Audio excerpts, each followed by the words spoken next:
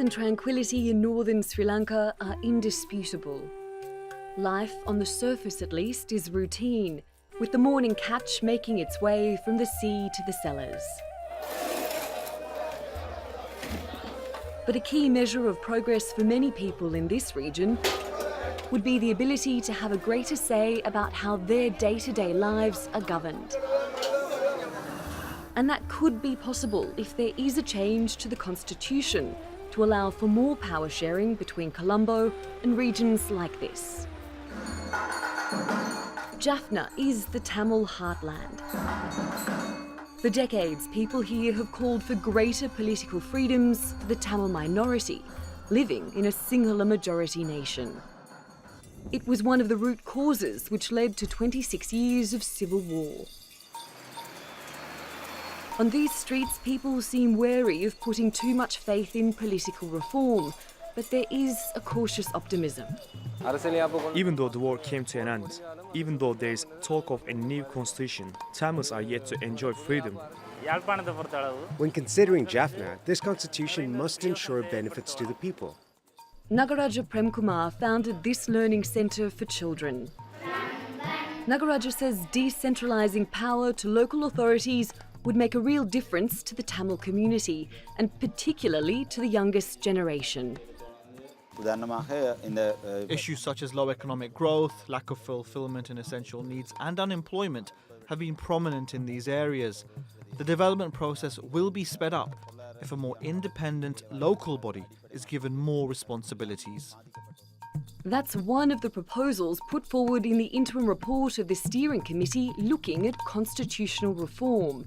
It says Sri Lanka should remain one undivided and indivisible country, but maximum devolution should be granted. And that's the phrase which is causing concern because opponents say it could pave the way for a breakaway state. Sri Lanka is a compact nation. It's just 65,000 square kilometres. That's about 4 times smaller than the United Kingdom.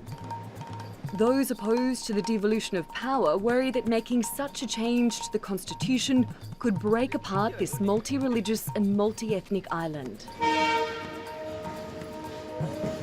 Kahelia Rambukwala was a minister under the former president Mahinda Rajapaksa. We are not for a division of the country. We're not for a federalism, very clearly.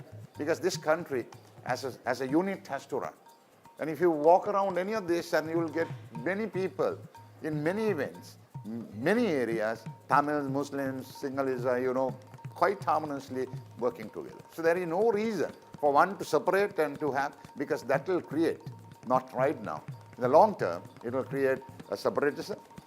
Jayampati Wickramaratne is a member of the Constitutional Steering Committee. The people who are against devolution want the state to be controlled by the Sinhala Buddhist majority. And that is why they oppose devolution. This year, Sri Lanka is marking 70 years of independence. For many, it's a time for reflection. M.A. Sumantharan is one of the nation's highest-profile Tamil politicians. When we were granted independence from Britain, we were given a system of government that was a simple majority rule, and that did not work. That immediately caused several problems because there was a permanent majority and a permanent minority. At a Colombo cafe, I meet with a Muslim writer, a Sinhalese Buddhist lawyer and a Tamil student who are all in their 20s to find out what they think of the reform debate. I feel that there's a lack of representation. You see Colombo people, engaging in these active debates and discussions, but I hardly see people who come from, outside Colombo taking part in these conversations. We are just coming out of a 3-decade-long war.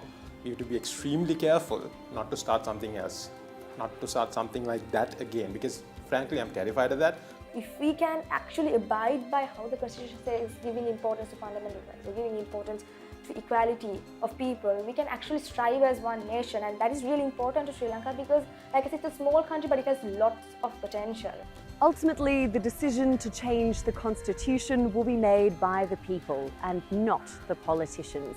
And it's the people who will have to make a choice about whether this is a necessary step to unite the island for the future after its divisive past. Natalie Poyhonen, The Newsmakers, Colombo.